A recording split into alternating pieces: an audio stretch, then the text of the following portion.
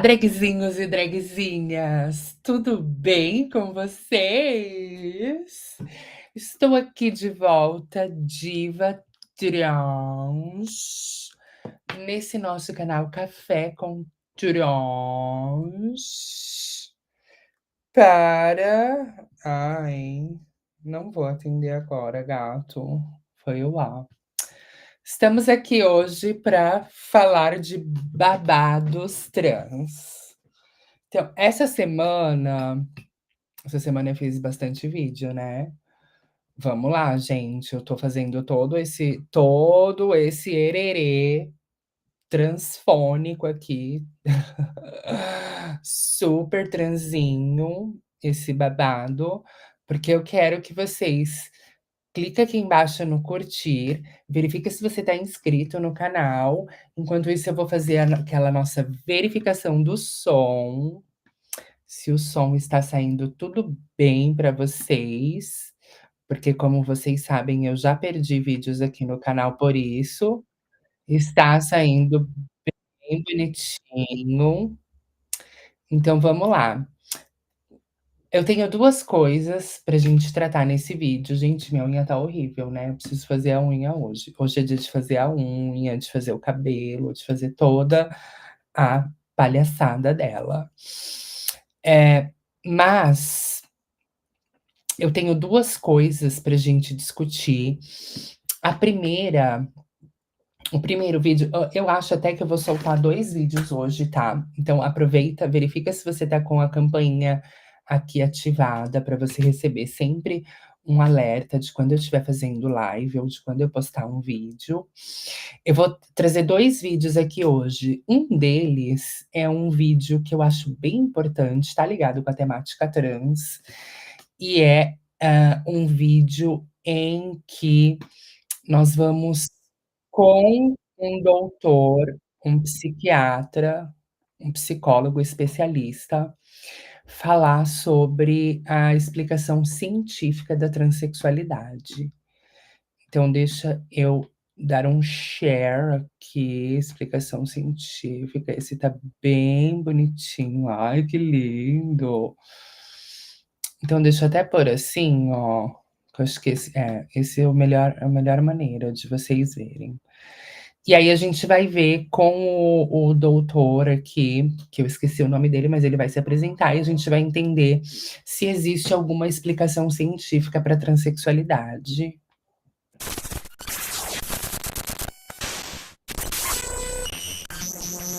Transsexualidade. Esse é um tema muito falado dos tempos atuais.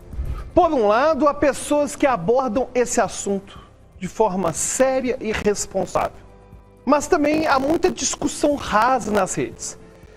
Discussão rasa, tá? Tem um canal aqui, que eu só tô esperando eu ganhar um pouquinho mais de visibilidade, para que a gente consiga fazer uma briga ali pau a pau, se é que vocês me entendem.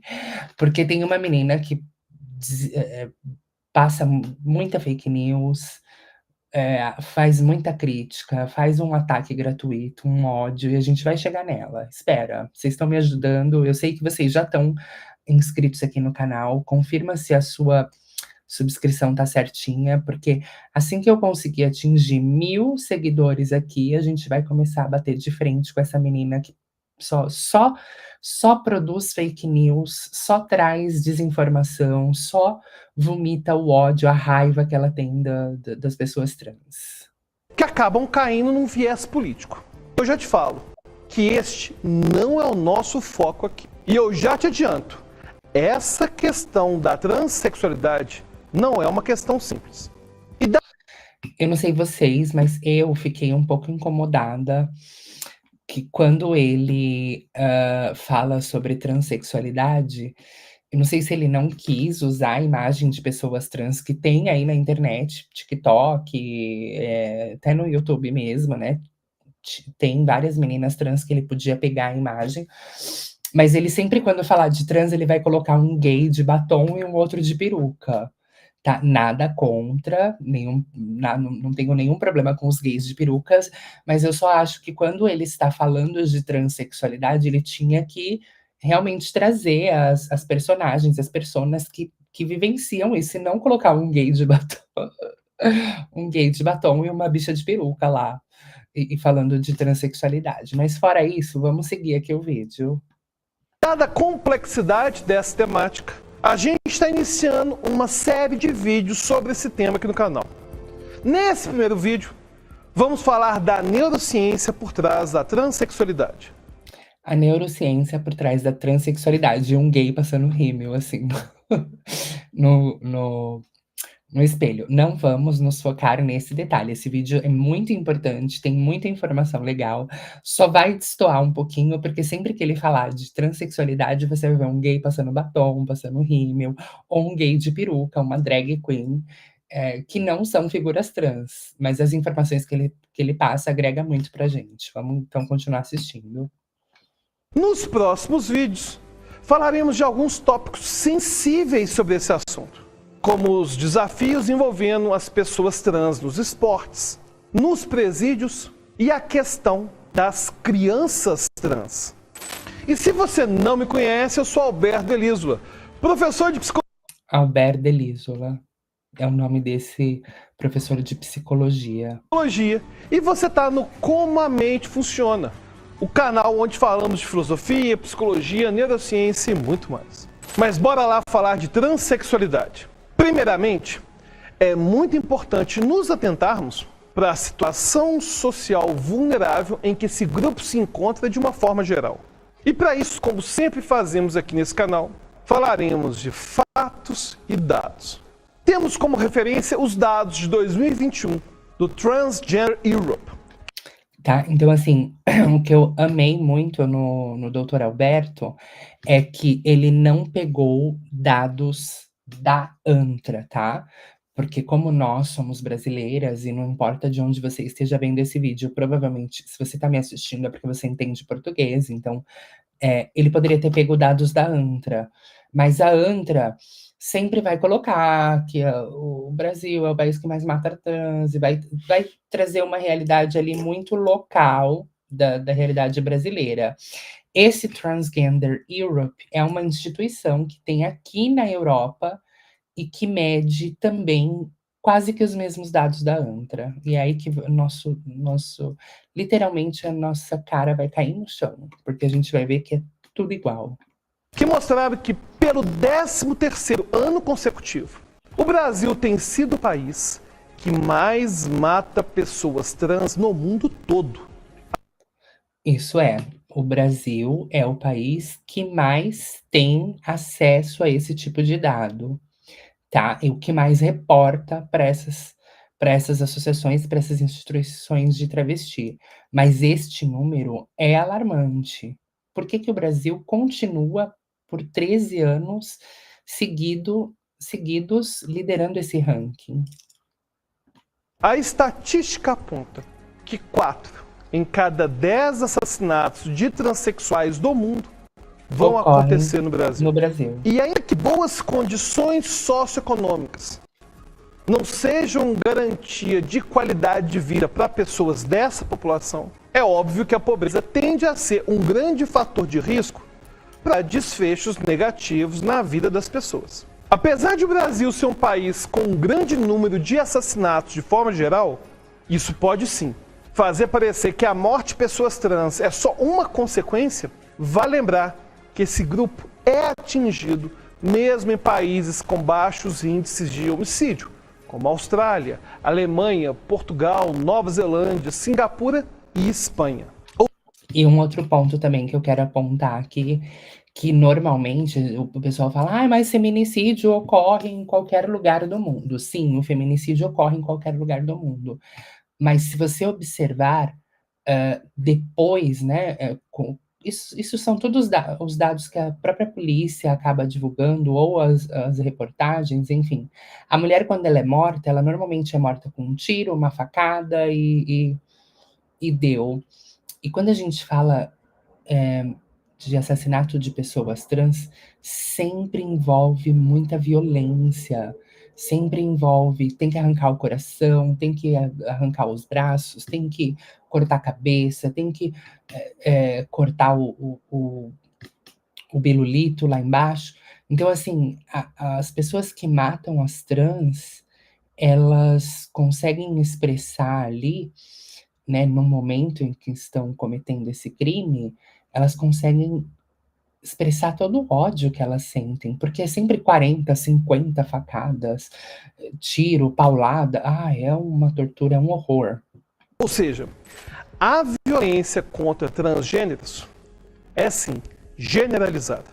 E vale citar que a violência sofrida por eles não é somente física, mas também moral, sexual e patrimonial. Por exemplo, em 2009, dados de uma pesquisa americana do Centro Nacional pela Igualdade dos Transgêneros e da Força Tarefa Nacional de Gays e Lésbicas indicaram que 4 em cada 5 transgêneros que participaram do estudo tinham sido assediados ou atacados na escola, seja fisicamente ou sexualmente, sendo que quase metade dessas pessoas foram assediadas por professores. Além disso, eles tinham o dobro de chance de ficarem desempregados.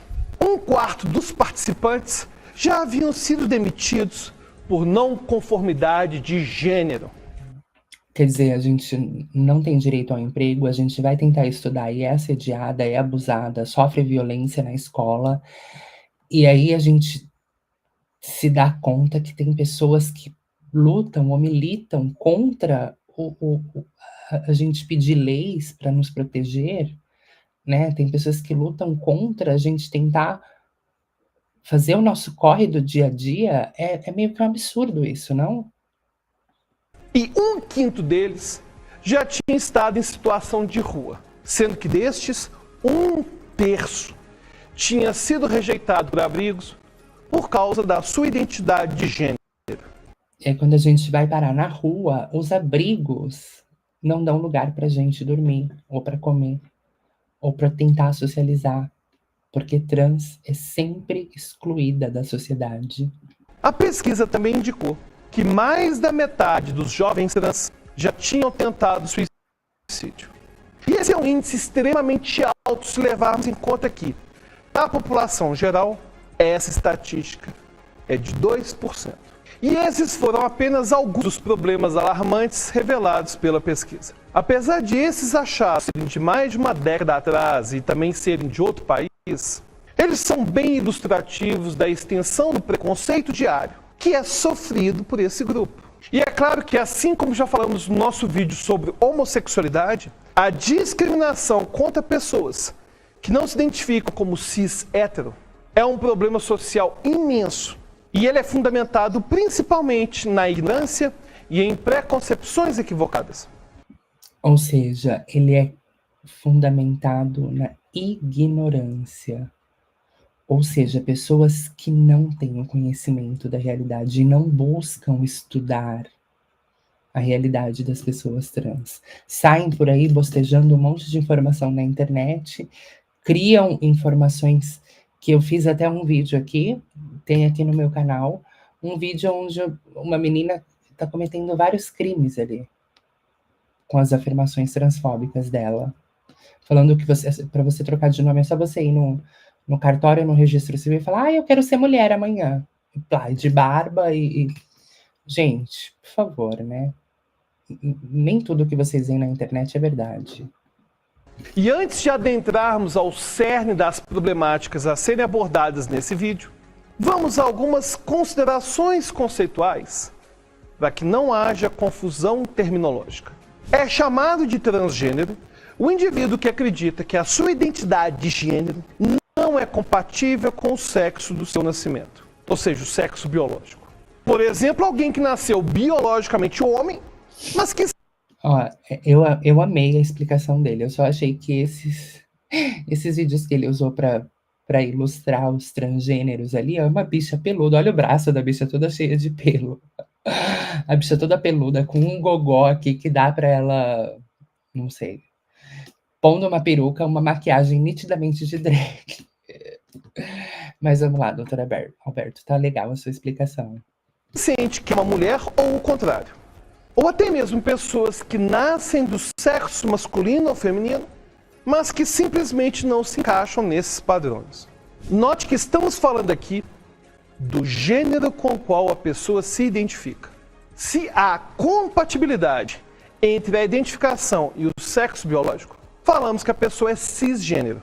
Mas se não há essa compatibilidade, nós dizemos que a pessoa é transgênero. É importante diferenciar identidade de gênero da orientação sexual, que diz respeito ao gênero pelo qual o indivíduo sente atração. Se o indivíduo sente atração pelo mesmo sexo que ele, então dizemos que se trata de alguém homossexual. Mas se sente atração pelo sexo oposto, nós falamos que o indivíduo é heterossexual. E o bissexual é aquele que se atrai pelos dois sexos.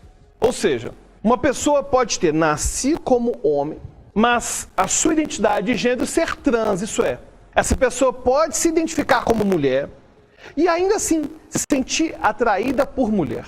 A gente tem um vídeo aqui falando de trans lésbicas, né? Que meninas trans que namoram meninas.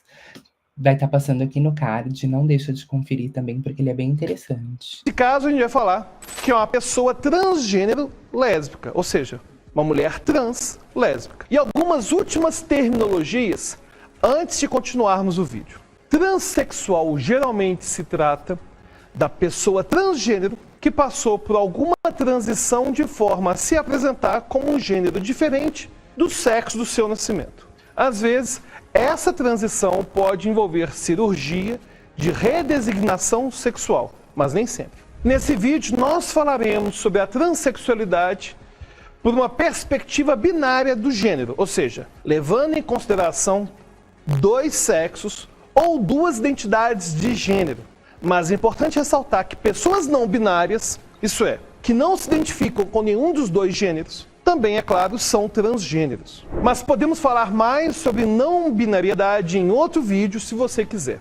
Então, se você acha interessante, já deixa seu comentário agora falando: quero vídeo sobre pessoas não binárias. E é claro, se você quiser assistir a toda essa série de vídeos, tem que se inscrever no canal, né? Dá o gostei agora, já se inscreve, já ativa o sininho, senão vai acabar passando batido. E se a gente tiver muito pedido no nascimento e outras não? Olha, a resposta mais correta seria: não sabemos ao certo. Mas considerando as pesquisas que temos até o momento da gravação... Agora vem o ponto-chave importante desse vídeo, tá? Ele vai explicar cientificamente os exames e os testes que foram realizados com pessoas trans, que dá ali uma pauta, dá um respaldo para a ciência afirmar que sim, as pessoas trans são identificáveis pela ciência. Ó, presta atenção. Passando esse vídeo, a nossa orientação sexual e a nossa identidade de gênero parecem ser o resultado de uma interação bem complexa entre nossos genes, nossa biologia, o ambiente pré-natal ao que fomos expostos antes de nascer e as nossas primeiras experiências de vida. Sendo que essa última, aparentemente, é a que exerce menor influência. Isso quer dizer que existem sim genes que estão associados com maiores ou menores chances de alguém ter um comportamento sexual específico. Mas não podemos deixar de levar em conta a vida intrauterina, que parece sim ter um papel fundamental, principalmente no que diz respeito à exposição aos hormônios androgênios. Por exemplo, já falamos no vídeo sobre homossexualidade, que indivíduos do sexo feminino portadores de hiperplasia adrenal congênita acabam expostos ao nível alto de testosterona antes do nascimento. Um período no qual o nosso cérebro e a nossa fisiologia ainda estão se formando. Os níveis altos de testosterona aumentam as chances de pessoas do sexo feminino serem homossexuais, bissexuais ou transgênero. E é claro que esse é só um dos exemplos de influência hormonal pré-natal. Mas acredito que ele é bem ilustrativo para entender o impacto que essa fase do desenvolvimento vai ter na nossa sexualidade. Bom, mas se nós dissemos que o ambiente intrauterino influencia no desenvolvimento do nosso cérebro, então será que existe de fato alguma diferença no cérebro de indivíduos cis e indivíduos trans? Aparentemente, sim. Se você assistiu ao nosso vídeo sobre diferenças no cérebro do homem e da mulher, você deve lembrar que falamos que existem diferenças médias na estrutura de áreas cerebrais de homens e mulheres. E inclusive ressaltamos que as pesquisas citadas foram feitas com indivíduos cisgênero. O que quer dizer que, se compararmos um grande grupo de homens e outro grupo de mulheres, a proporção média de algumas áreas cerebrais vão diferir de um grupo para o outro. Por exemplo, a área denominada núcleo-leito da estria terminal vai ser maior nos homens do que em mulheres. Ok, mas o que isso tem a ver com o cérebro de indivíduos transgênero? Acontece que a estrutura do cérebro de indivíduos desse grupo se aproxima mais do gênero com o qual eles se identificam do que com o sexo biológico do nascimento.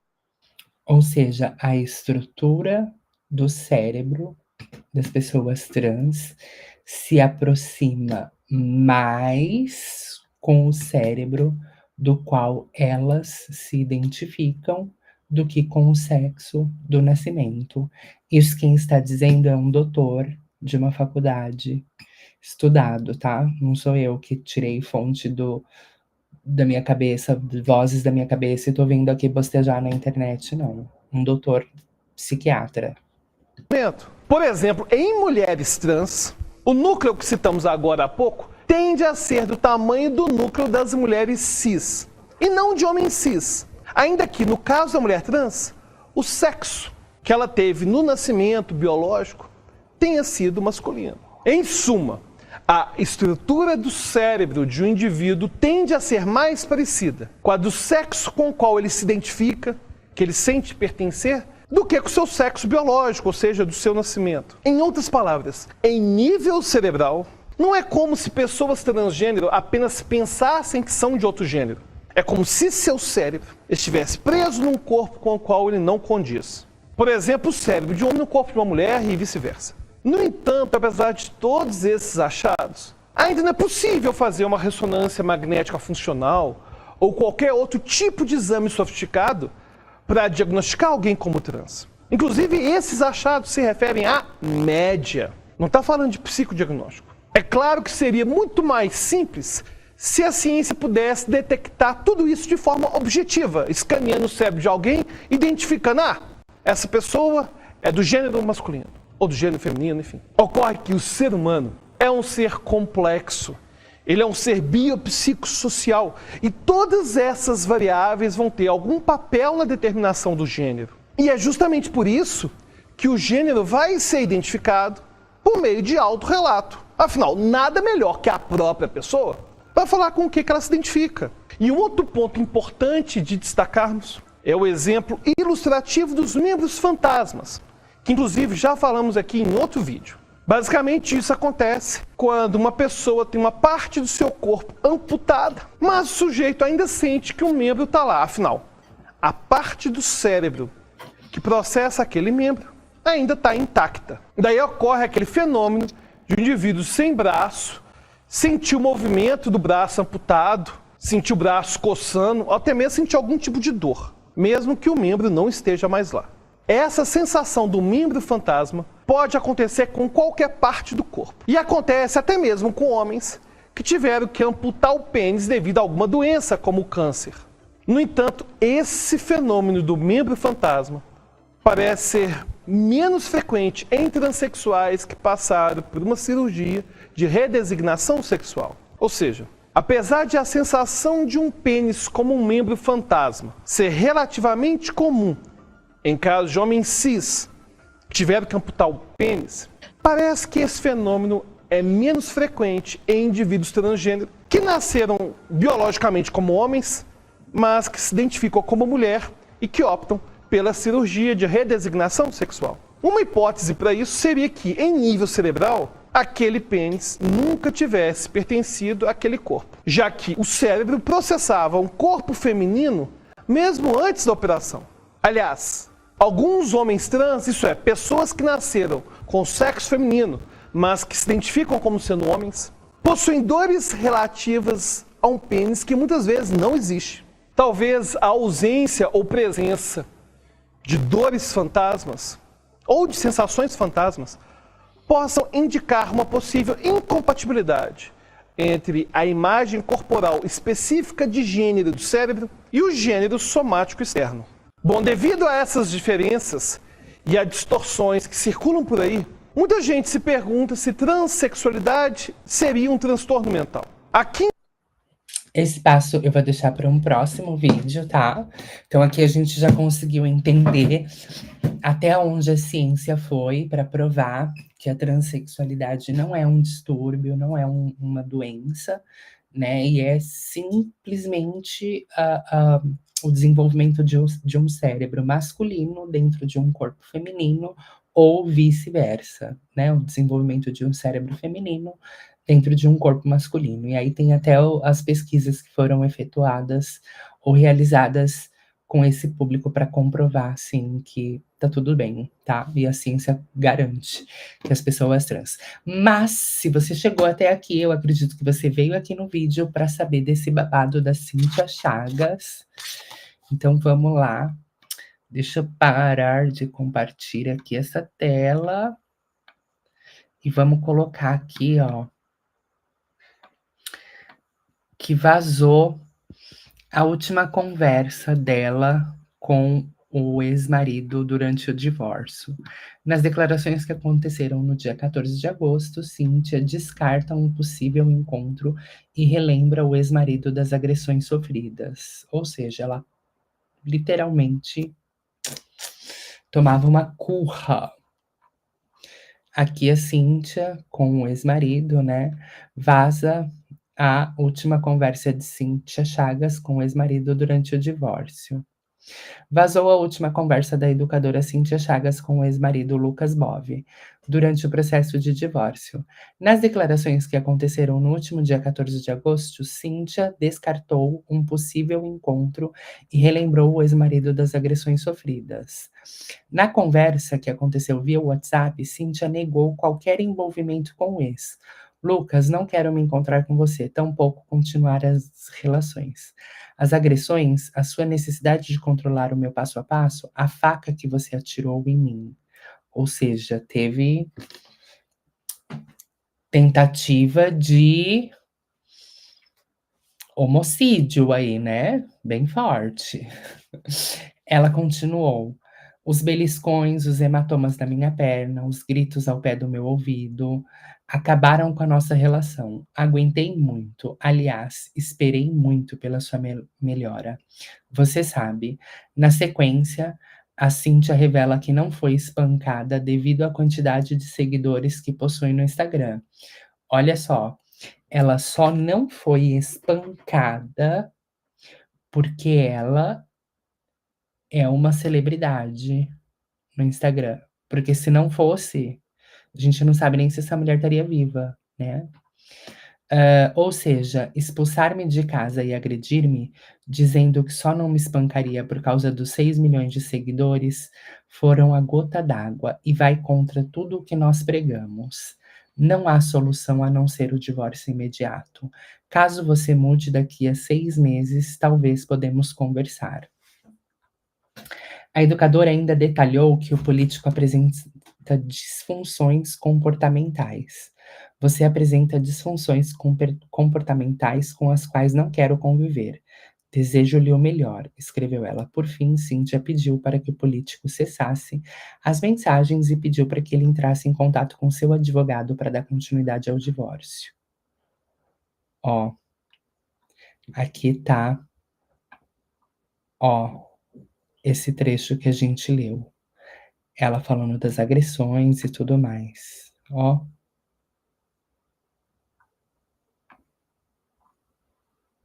Estou te bloqueando novamente a fim de manter minha paz. Peço que pare de me mandar mensagens para a Clarissa e que entre em contato com meu advogado para prosseguirmos com o divórcio. Boa noite, que fechemos o ciclo em paz. Que forte isso, não? E você, o que pensa sobre esse marido da Cíntia Chagas, o espancador aí, o deputado. Será que ele vai ser preso? Comenta aqui embaixo a sua opinião. Foi um prazer ter você aqui nesse vídeo. Eu espero que a gente se veja no próximo. Não esquece de conferir se você está subscrito aqui no canal para você acompanhar sempre todos os vídeos que eu estou postando. Um beijo e até o próximo. Tchau, tchau!